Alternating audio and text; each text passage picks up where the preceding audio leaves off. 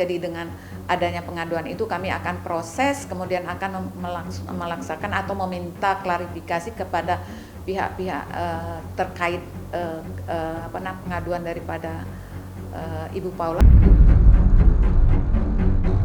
Saya bisa buktikan 113 putusan halaman 113 menyatakan tidak terbukti KDRT, baik secara psikis maupun non-fisik. Paula Verhoeven sebagai warga negara Indonesia, semuanya dalam asas hukum yang sama. Jadi wajar melakukan upaya pelaporan, melakukan upaya ke Komisi Yudisial, bahkan orang yang katanya adanya KDRT itu laporkan saja ke polisi semestinya.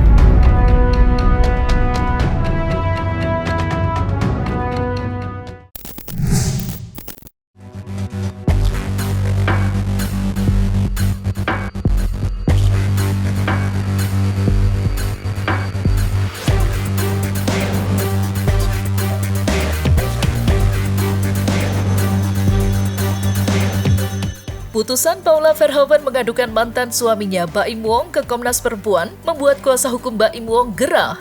Dalam pernyataan terbarunya, Fahmi Bahmid memperingatkan Komnas Perempuan agar tidak intervensi proses perceraian Paula dan Baim Wong yang sedang bergulir di Pengadilan Agama Tingkat Tinggi usai mengajukan banding. Terlebih, Paula datang ke Komnas Perempuan dengan membawa tuduhan serius yang disangkakan kepada Baim Wong, kekerasan dalam rumah tangga. Tuduhan Paula tersebut membuat Fahmi Bahmid bersuara keras lantaran sepanjang persidangan di Pengadilan Agama Jakarta Selatan tidak ada bukti kliennya melakukan tindak kekerasan pada Paula, baik fisik maupun non-fisik. Fahmi bahkan menantang Paula dan Komnas Perempuan untuk membuktikan tuduhannya dengan putusan hasil persidangan Pengadilan Agama Jakarta Selatan. Melalui hasil putusan persidangan itulah, Fahmi memagari pihak luar memasuki ranah hukum proses perceraian Baim Wong dan Paula agar lekas berakhir dan tidak lagi mengundang polemik yang penuh intrik.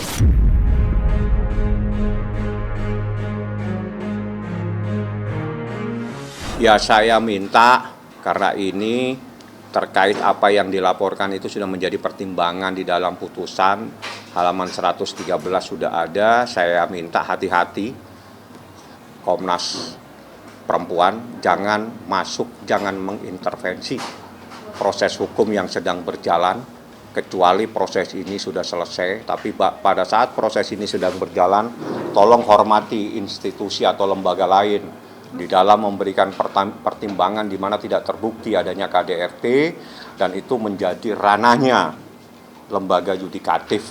Jadi saya minta supaya hati-hati mengambil sikap dan menanggapi permasalahan ini. Saat ini saya sampaikan secara tegas, perkara ini sudah diputus pada halaman 113 dinyatakan tidak terbukti ada KDRT dan saat ini perkaranya adalah menjadi kewenangan Pengadilan Tinggi di Agama DKI karena saat ini para pihak sudah mengajukan upaya hukum banding. Jangan masuk, jangan mengintervensi proses hukum yang sedang berjalan. Jadi dengan adanya pengaduan itu kami akan proses, kemudian akan melaksanakan atau meminta klarifikasi kepada pihak-pihak terkait pengaduan daripada Ibu Paula. Komnas Perempuan itu adalah lebih ke korban ya, bagaimana dia trauma psikis ya, kita akan lihat di situ dengan kejadian semua ini mestinya ada yang dirasakan oleh Ibu Paula itu ada trauma-trauma, kemudian terkait dengan putusan pengadilannya juga seperti itu, trauma-trauma yang diterimanya dari suaminya seperti itu. Saya ingatkan, apa yang diadukan itu ada di dalam putusan pada halaman 113. Jadi itu menjadi kewenangan majelis hakim yang menyatakan tidak terbukti KDRT. Kalau fisik mungkin udah hilang, mungkin misalkan lebamnya atau lain, tetapi psikis itu biasanya dia akan masih melekat ketika tidak dirawat, diperbaiki atau diobatin seperti itu. Dan itu psikis. Itu ada visum tertemnya. Nggak ada, kan ada pertimbangan. Saya sudah berkali-kali ini yang kesekian kali. Insya Allah yang ketiga kalinya ini saya ngomong. berdasarkan pertimbangan dalam halaman 113, tidak bisa dibuktikan dalam bentuk baik visum maupun surat keterangan apapun yang membuktikan terjadinya kekerasan dalam bentuk fisik maupun psikis. Tidak ada KDRT. Kalau dari Ibu Paulanya sendiri menyatakan bahwa dirinya sangat sangat itu merasakan kekerasan itu dengan apa-apa yang sudah disampaikan, sangat mungkin itu terjadi menurut kami. Nggak ada, itu halaman 113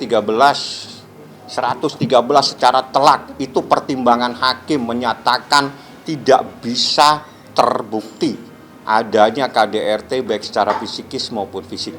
Aneh kalau mereka tidak baca pertimbangan tersebut, atau mungkin belum punya putusan. Kalau belum punya saya kasihkan. Saya bisa buktikan 113 putusan halaman 113 menyatakan tidak terbukti KDRT baik secara psikis maupun fisik.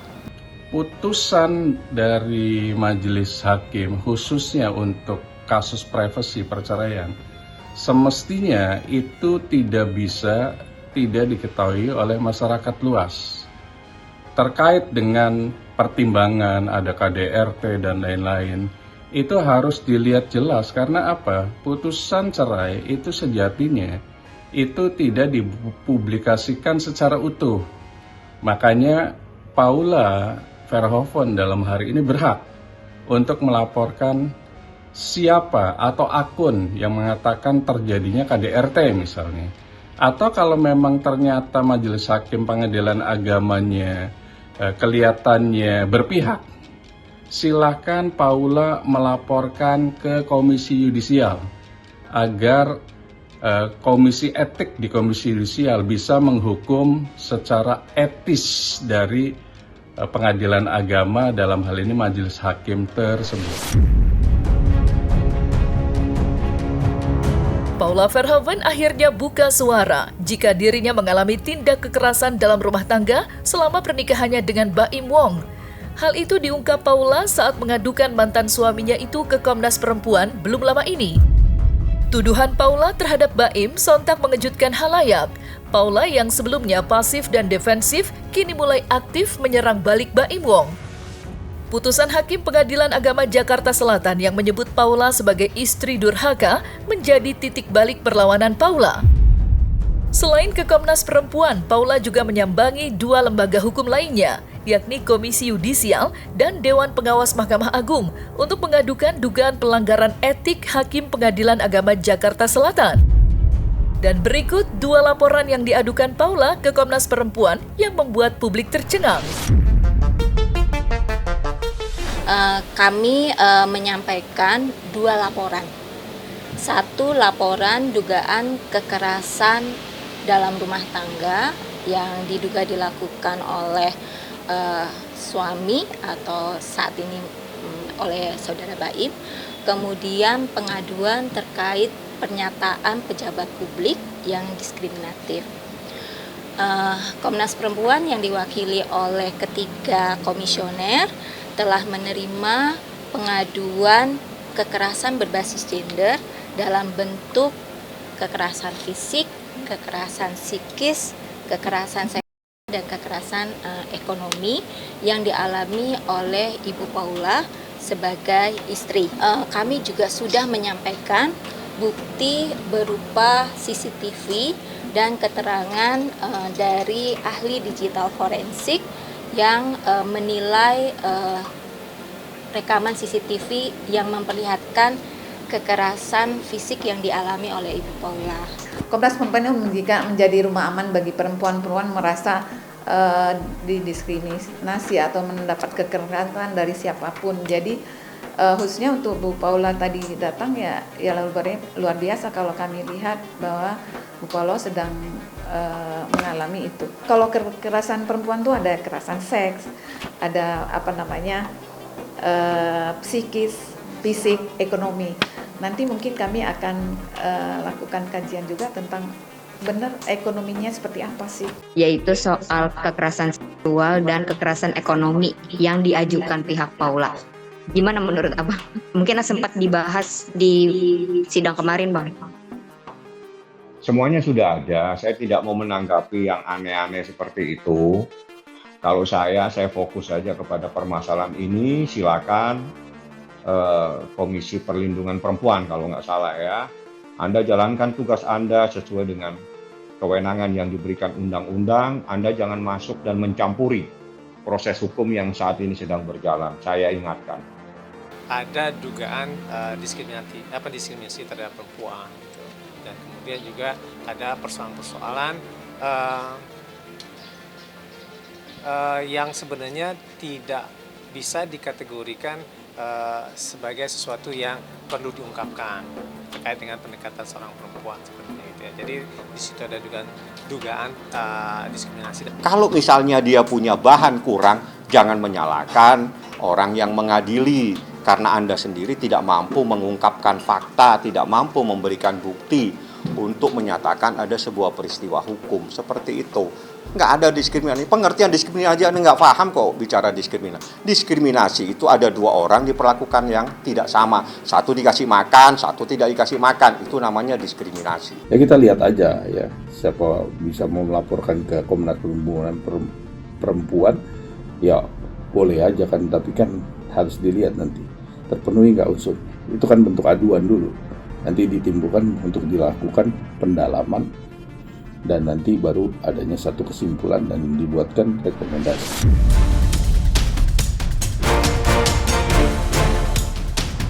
Putusan Hakim Pengadilan Agama Jakarta Selatan yang memutus kasus perceraian Baim dan Paula kini berbuntut panjang. Usai Paula mengadukannya ke Komisi Yudisial atas dugaan pelanggaran etik. Bagi Paula, pernyataan hakim yang diteruskan juru bicara Pengadilan Agama Jakarta dengan penyebutan frasa istri durhaka membuat Paula amat kecewa. Harga diri dan kehormatannya seketika runtuh, mengingat tuduhan tersebut akan berdampak bagi masa depan anaknya. Ya, pernyataan istri durhaka yang dituduhkan pada Paula sangat tidak berdasar, lantaran dalam persidangan tuduhan perselingkuhan tidak dapat dibuktikan oleh Baim Wong. Atas dugaan pelanggaran etik tersebutlah Paula yang ditemani kuasa hukumnya menyambangi Komisi Yudisial untuk meminta tegaknya keadilan di ranah hukum. Ya, baik. Jadi intinya sih sebenarnya ini kelanjutan ya dari apa yang dilaporkan ke Komisi Yudisial. Nah, kalau misal di Komisi Yudisial itu kan terkait dengan perilakunya. Nah, kemudian apakah memang bisa dikualifikasikan atau patut diduga sebagai suatu pelanggaran kode etik atau tidak gitu kan. Makanya kita menuliskan apa uraian-uraian dan kemudian apa klausul-klausul yang bisa dikatakan sebagai pelanggaran kode etik. Nah, pada prinsipnya Bawas juga begitu. Itu terkait dengan proses pelaksanaan peradilan dan dikaitkan juga tentang etik dari seorang hakim gitu. Tapi yang kita laporkan tadi itu lebih kepada administratif judisial. Nah, administratif judisial itu terkait dengan salah satunya itu tentang munculnya pertimbangan-pertimbangan ya. Nah, pertimbangan-pertimbangan itu memang kita nilai sebenarnya kan belum terbukti apa-apa karena ini juga masih ada proses hukum yang lainnya, baik itu banding maupun ke Mahkamah Agung.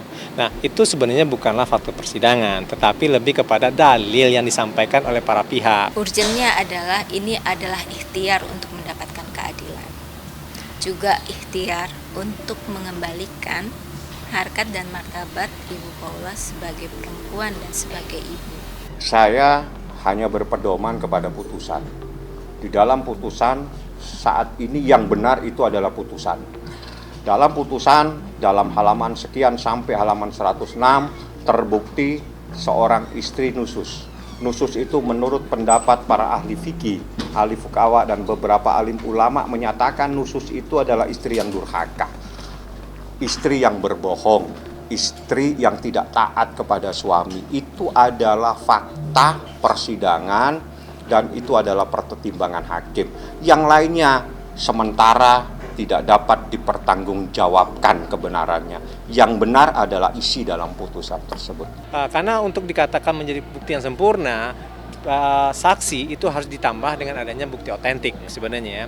Nah, tidak ada bukti otentik yang menyatakan apa-apa sebenarnya. Oleh sebab itu makanya kami menilai bahwa pada saat ini munculnya putusan tersebut itu atau pertimbangan gitu ya, itu menjadi suatu persoalan, dan kemudian setelah itu kami ingin meminta tolong kepada KY dan Bawas Mahkamah Agung untuk menilai apakah memang terjadi pelanggaran.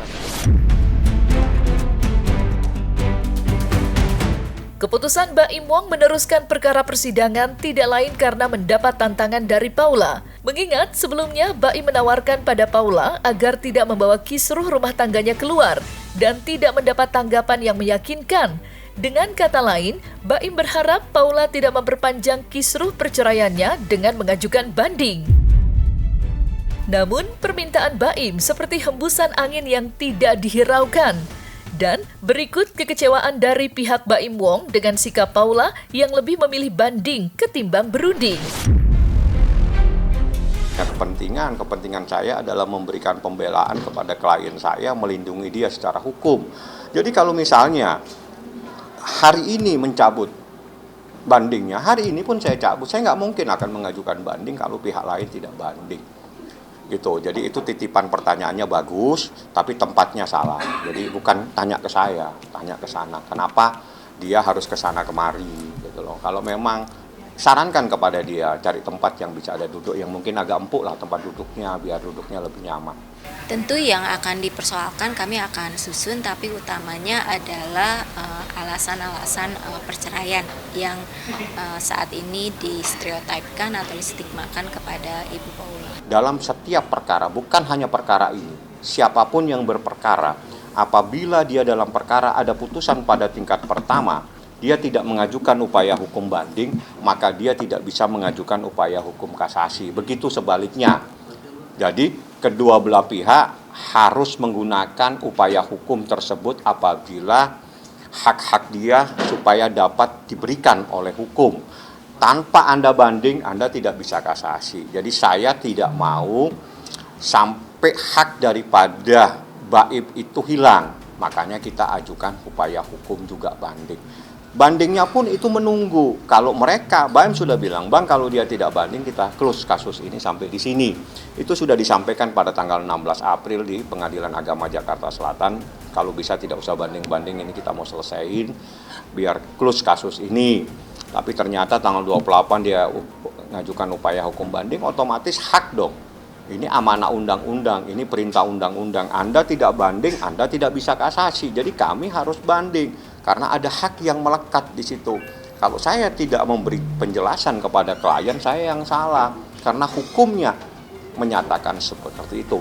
Makanya kalau dia banding itu adalah karena amanah dan perintah dari undang-undang. Yang jelas, Baim sudah perintah, Bang, kita jangan banding. Kalau dia banding, kita banding. Dan seandainya hari ini dia mencabut, hari ini juga saya cabut banding saya.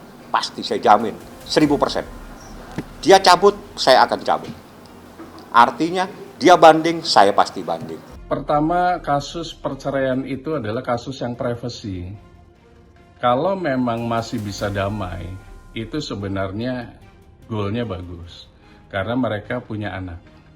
Namun kalau kedua-duanya, baik Paula atau Baimnya, menginginkan pisah, gunakan pengadilan itu, baik pengadilan agama, pengadilan tinggi, ataupun Mahkamah Agung, itu jangan sampai mencederai anaknya. Dan jangan sampai ada informasi yang tidak patut disampaikan ke media.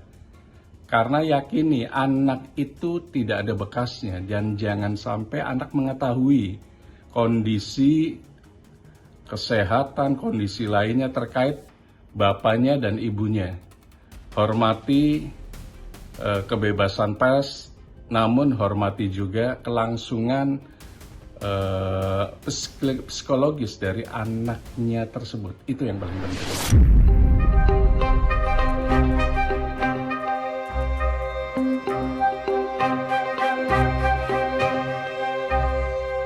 Nah, selesai sudah Cumi Lovers, saksikan terus Cumi Camp In-Depth, kabar lengkap, mendalam, dan akurat dari narasumber terpercaya. Dan jangan lupa untuk like, subscribe, dan juga share channel YouTube Cumi Cumi.